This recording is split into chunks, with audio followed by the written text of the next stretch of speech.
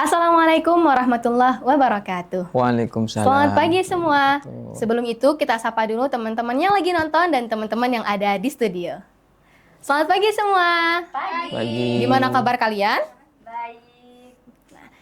Pasti kalian yang lagi nonton ini bertanya-tanya, ini acara apa sih kan gitu.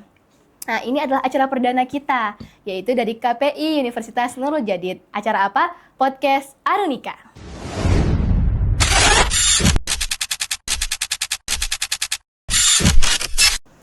Apa sih yang akan kita bahas? Nah, tema yang akan kita bahas adalah tema yang sudah mendarah daging di kehidupan kita sehari-hari. Bahkan di kondisi kita lagi sedih, lagi bahagia, dia akan ikut di kehidupan kita.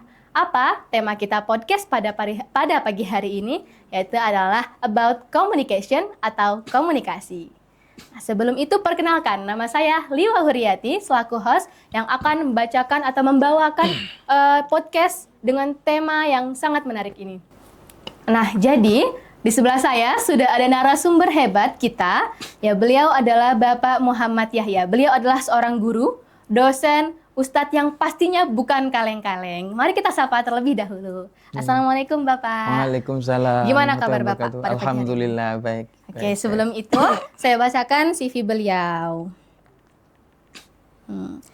Nama Bapak Muhammad Yahya, tempat dan tanggal lahir Bondowoso 1 Januari 1995. Kemudian beliau saat ini sedang menjalani perguruan tinggi di Universitas Airlangga Surabaya. Alamat beliau adalah Kejawan, Grujugan, Bondowoso. Kemudian ada riwayat pendidikan.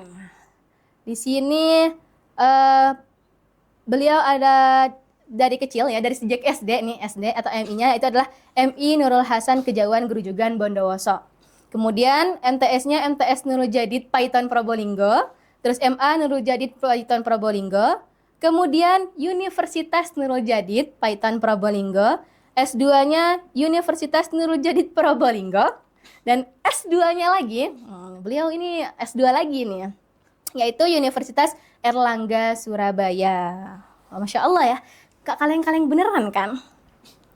Kemudian, beliau juga ada jabatan. Nah, di sini beliau adalah bimbingan konseling Lembaga Pengembangan Bahasa Asing Pondok Pesantren Nurul Jadid. Terus anggota Laziskaf Pondok Pesantren Nurul Jadid. Terus ada sektor atau tahkim Lembaga Pengembangan Bahasa Asing atau LPBA ya Pondok Pesantren Nurul Jadid. Dan sekarang beliau juga menjabat sebagai asisten dosen Universitas Nurul Jadid. Nah, beliau juga punya pengalaman yang banyak nih. Ada penghargaan atau piagam yang pernah beliau raih, yaitu juara 3 pidato bahasa Arab. Kemudian juara 3 pidato bahasa Indonesia. Selain penghargaan ya, beliau juga punya pengalaman organisasi. Yang pertama, beliau adalah anggota BEM Universitas Nurul Jadid, yaitu sebagai Menteri Dalam Negeri. Wah. Terus mahasiswa ahli Thorikoh Universitas Nurul Jadid sebagai Wakil Ketua Ketorikohan. Kemudian yang ketiga, Pergerakan Mahasiswa Islam Indonesia. Ya, beliau menjabat sebagai Litbang. Dan beliau juga menjadi kaderisasi teater Kala. Juga beliau menjabat sebagai Kominfo Cakrawala Indonesia Bangkit, organisasi beasiswa LPDP Kemenak. Wah, begitu banyak pengalaman beliau ya. Jadi nggak salah nih kalau kita undang narasumber hebat ini gitu. Langsung saja, pasti teman-teman udah kepo nih. Apa sih pentingnya komunikasi dalam kehidupan kita kan gitu ya. Langsung saja kita alihkan kepada Bapak narasumber kita. Baik ya Pak, begini. Mungkin kita kan sehari-hari bertemu dengan orang lain. Kadang menghadapi diri sendiri saja kita masih sulit gitu kan Pak. Jadi sebelum kita masuk lebih dalam, menurut Bapak komunikasi yang efektif itu seperti apa? Begitu. Baik. Assalamualaikum warahmatullahi wabarakatuh. Waalaikumsalam warahmatullahi wabarakatuh. Selamat pagi semuanya. Alhamdulillah masih diberikan kesehatan, masih diberikan nikmat yang luar biasa oleh Allah Subhanahu wa taala sehingga dalam kesempatan ini kita bisa bertatap muka ya, bisa berdialog atau berdiskusi atau istilah yang ngetren hari ini tuh podcast. Ya, Podcast santai bersama teman-teman. Oke, berbicara tentang komunikasi ya. Tentu komunikasi yang harus kita pahami adalah apa sebenarnya komunikasi itu.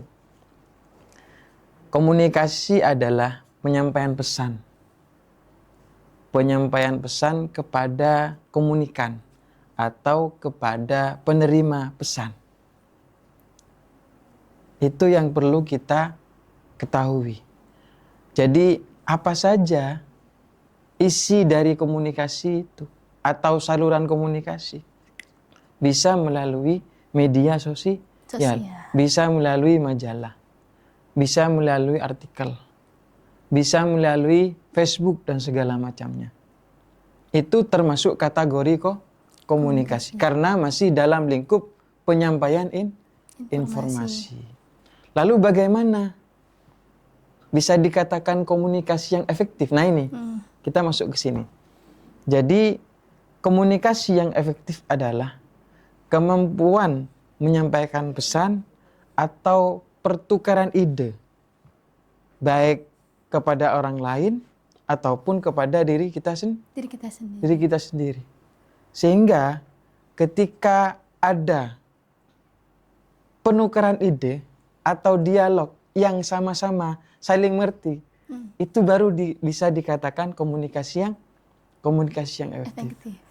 Berarti yang dapat kita simpulkan bahwa komunikasi efektif itu adalah komunikasi yang saling mengerti dan saling memahami. Itu adalah komunikasi efektif. Lanjut.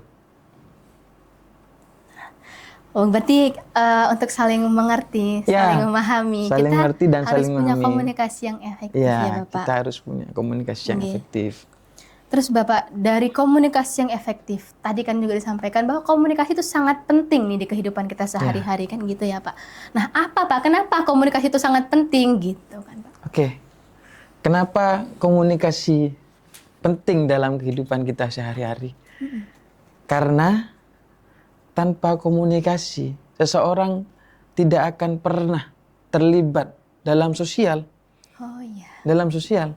Makanya apapun yang kita jalani dalam kehidupan sehari-hari pasti tidak terlepas dari komunikasi. Disitulah pentingnya komunikasi.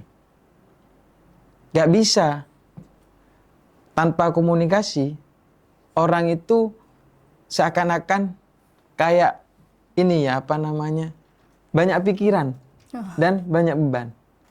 Maka di kehidupan kita harus banyak berinteraksi dengan siapapun. Agar orang lain tahu, agar bisa memahami apa maksud dari orang lain, apa tujuan dari orang lain, bisa ditinjau dari komunikasi. Maka disinilah fungsi komunikasi dalam kehidupan sehari-hari. Berarti itu ya Pak, komunikasi ini sebagai bekal kita untuk bersosial. Iya, gitu, sebagai bekal untuk bersosial dengan orang lain. Ya. Berarti kan secara tidak langsung kalau itu bekal kita untuk bersosial, gak mungkin kan ada lurus-lurus aja, mulus-mulus aja komunikasi. Bisa, pasti ada tantangannya. Pasti ada tantangannya. Jadi apa nih Pak tantangan umum yang ada dalam berkomunikasi? Tantangan umum dalam berkomunikasi terkadang bisa dilihat dari latar belakang orang yang berbeda. Latar orang yang berbeda karena tidak memahami karakter ya, atau latar belakang budaya dari mereka masing-masing, sehingga kadang terjadi komunikasi yang tidak dimengerti. Komunikasi tidak dimengerti. Ya. Makanya penting sekali orang itu memahami apa tujuan dari komunikasi yang disampaikan.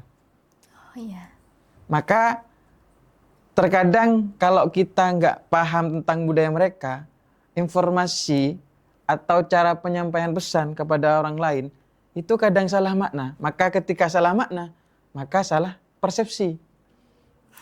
Iya, sering ya Pak. Sering terjadi ini.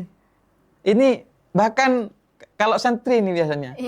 Santri yang dari Madura, terus nyuruh orang dari Jakarta. ini kadang dimainkan. Disuruh Kopin misalkan beli manisan sama orang, kadang disuruh kamu bilang ini gitu. Sehingga terjadi persepsi kadang. Iya. Makanya di sini tantangan komunikasi itu, tantangan komunikasi. Makanya hati-hati ketika kita menyampaikan informasi kepada orang lain. Itu. Yang pertama itu. Yang kedua, noise. Noise itu kadang apa ya? Tiba-tiba lupa. Itu kan perlu kita pelajari juga. Begini ya. Orang baik atau orang cerdas itu harus bisa berlatih menyampaikan komunikasi setiap hari. Iya. Karena baik dosen, baik yang profesor, tetapi tidak belajar komunikasi, maka seakan-akan atau seolah-olah terlihat kurang cara penyampaian pesannya. Oh, ini bisa ditebak ya. Oh, ini kayaknya bisa menulis tapi tidak bisa berbicara. Kira-kira begitu. Makanya untuk menghindari ini semua, noise dan segala macamnya, ya harus harus banyak berlatih. Harus banyak berdialektika, harus banyak berdialog dengan teman-temannya. Tetap harus ada latihan ya Pak ya. Karena nggak ada seorang komunikasi yang handal dalam kehidupan sehari. Nggak bisa. Mereka harus latihan, tampil di publik. Nah, seperti kita hari ini. Jadi tujuan hari ini itu selain belajar, kita juga ingin berlatih cara menyampaikan komunikasi yang baik, cara menghilangkan noise itu dan segala macamnya itu. Tuh. Ini bagian dari tantangannya, bagian dari tantangan kita. Oke. Tadi disampaikan sama Bapak kalau ternyata kita perlu latihan dalam berkomunikasi. Agar tidak terjadi namanya kesalahpahaman. Ya kan Pak? Jadi bagaimana Pak cara menghindari kesalahpahaman tersebut atau sering kita sebut dengan miskomunikasi? Nah, miskomunikasi. Miskomunikasi terjadi dari hal-hal kecil. Hal-hal kecil. Misalnya kita punya janji sama teman. Tapi karena kesibukan kita sehari-hari sehingga lupa apa yang disampaikan terlewati. Nah, ini salah satu yang bisa dibilang miskomunikasi. Padahal kemarin seorang dosen menyampaikan kita besok masuk jam 9, contoh ya. Tapi karena kesibukan teman-teman akhirnya terlewati. Lupa. Sehingga dosennya masuk, teman-teman nggak masuk. Iya. Ini hanya salah satu penyebabnya adalah apa? Miskomunikasi. Sering terjadi. Oleh karenanya, mari bangun komunikasi dengan siapapun dengan baik dan diaplikasikan dalam kehidupan sehari-hari. Ingat bahwa dalam satu pepatah dikatakan atau hadis nih ya, kulil haq walau kana murron katanya. Katakan walaupun pahit pada akhirnya. Ini bentuk dari komunikasi. Gitu. Kemudian Bapak, ketika ada komunikasi, otomatis kan pasti ada yang berbicara, ada juga yang mendengarkan ya Pak. Nah, kemarin itu sempat ada forum terus perdebatan bahwasanya apakah mendengar itu lebih penting daripada berbicara? Sebenarnya keduanya ibarat uang logam ya. Ada bunga, ada angka. 500 ya. Orang 500 itu kan ada bunga, ada angka. Iya. Jadi antara berbicara dan mendengarkan itu harus sama-sama diseimbangkan. Terlalu banyak mendengar. Ini juga menjadi persoalan. Paham atau enggak ini? Atau karena khusyuk, tidur atau ini kan bisa diprediksi. Jadi berbicara untuk menyampaikan ide itu lebih baik. Dan mendengarkan seseorang komunikator itu lebih baik. Sama-sama punya peran dalam kebaikan. Oleh karenanya, kedua-duanya ini antara berbicara dan mendengarkan harus sama diseimbangkan. Punya peran Sama-sama punya penting. peran penting. Ya, kalau ada seorang yang berbicara terus kita berbicara, kan nggak imbang ini kan. Iya. Ibarat lampu ini menyala karena ada min plus. Kalau plus semua ini atau meledak ini. Ya oleh karenanya itu berbicara dan mendengarkan harus sama-sama Seimbang. selalu berhubungan. Oke. Ya. Ini kan tadi Pak berbicara soal bagaimana ketika kita berkomunikasi secara face to face atau ketemu nih Pak. Ya. Nah, sedangkan sekarang dengan era yang sudah canggih ya Pak, yaitu Ya. dengan teknologi gitu kan Ya. Pak. Pasti jangankan santri, ya, yang non santri aja gitu, pasti rata-rata punya media sosial nih Pak. Ya. Ya kan, Pak. Jadi bagaimana pengaruh media sosial terhadap cara kita berkomunikasi? Saya menilai dari sudut pandang positif dan Negatif. negatif. Positifnya, kita bisa menjangkau teman-teman yang jauh Iya. melalui media sosial sehingga terhubung dengan cepat dan melesat. Iya. Itu mudah. Tapi secara sudut pandang negatif, ini hari ini lagi ngetrend care bullying ya. Care bullying. Jadi dari pesan yang disampaikan oleh komunikator kepada penerima pesan itu terkadang mengandung unsur kekerasan atau penindasan. Bisa jadi karena dikirimin video itu juga kan mendapat menyebabkan mental kita itu oleh terpengaruh oleh akan video tersebut, atau enggak bahasa-bahasa yang kasar seperti jancuk misalnya. Oh iya. Ini Itu sangat itu mudah ditangkap. Jadi efek dari pengaruh media sosial ya terhadap kita itu akan komunikasinya itu tadi ada positif dan negatif. Ya barangkali di situ kita menilainya ya. Oke. Ya. Kemudian Bapak tadi sudah dijelaskan Ya. bagaimana kita berkomunikasi secara face to face atau Ya. ketemu gitu ya Pak ya. Terus bagaimana kita juga berkomunikasi di media sosial Ya. gitu Pak. Dari Bapak sendiri nih, ada nggak tips untuk membangun komunikasi yang sehat? Baik itu di rumah, di tempat kerja, atau di perkuliahan gitu Pak. Oke. Cara tipsnya membangun komunikasi yang sehat ya. Iya. Baik di kehidupan kita sehari-hari, baik di rumah, bersama keluarga. 1, terus bangun komunikasi yang baik. Terus bangun empati. Empati. Perhatian itu penting dalam kehidupan sehari-hari. Baik bersama keluarga, baik sama saudara, baik sama mahasiswa, sama anak kita, semuanya. Ketika seseorang sudah mendapatkan empati yang baik, maka akan terjadi suatu komunikasi yang efektif.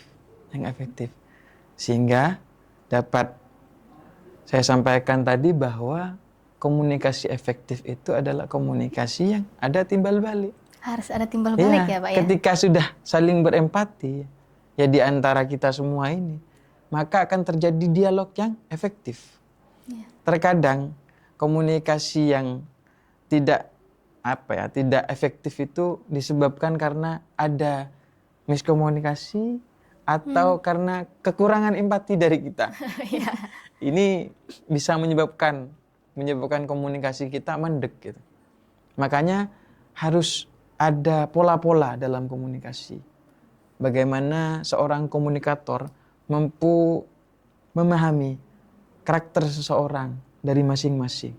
Sehingga paham, oh ini baiknya komunikasinya secara halus misalnya. Ada banyak komunikasi sebenarnya. Ada macam-macam, kalau di ayat Al-Quran itu ada kaulan karima, ada kaulan syadida, ada kaulan layyina. Pakailah kalimat-kalimat ini atau kaulan-kaulan ini sebagai tinjauan kalian nanti untuk meneliti lebih lanjut tentang komunikasi. Oh, pasnya buat orang ini apa gitu. Pasnya ini untuk anak ini apa gitu.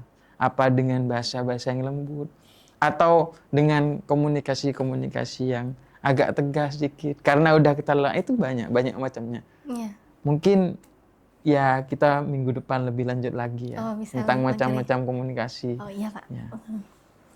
Oke, berarti kan di sini sudah kita ketahui bahwasanya komunikasi ini penting banget buat kehidupan kita sehari-hari. Bahkan itu harus dilatih ya, harus dilatih, nggak bisa langsung ceplos gitu Ya, aja ya nggak Pak bisa, ya, nggak bisa. Kita harus latihan juga untuk komunikasi. Dan tadi komunikasi yang efektif adalah komunikasi yang ada feedbacknya. Jadi kalau kita doang nih yang kasih komunikasi ya, sedangkan tidak ada respon dari orang, ada orang yang lawan bicara kita, maka itu tidak bisa dikatakan komunikasi yang Komunikasi efektif. Dan komunikasi itu tidak hanya dilakukan di KPI saja, Di KPI tapi juga saja. di semua tempat. Di Dan itu semua tidak tempat. hanya anak komunikasi saja yang harus belajar, Ya. tapi semuanya ya Pak Ya. ya. Semua orang harus belajar yang Tentang namanya komunikasi. komunikasi. Begitu. Ya, saya mengutip tentang pesan Aristoteles ya, tentang komunikasi, bahwa beliau berpendapat, seorang Aristoteles, semua komunikasi harus mengarah pada perubahan. Artinya perubahan adalah yang bisa dilanjutkan oleh saudara-saudara kita. Perubahan apa? Perubahan yang positif. Mungkin hanya itu. Oh iya. Jadi jangan pernah ragu ya buat belajar komunikasi. Karena apa? Ya kalau bukan kita, siapa lagi yang akan melakukan perubahan untuk generasi ke depannya. Gitu ya. Jadi cukup sekian dari kita. Saya Liwa Huriati selaku host, izin undur diri. Wassalamualaikum warahmatullahi wabarakatuh. Baik, waalaikumsalam warahmatullahi wabarakatuh.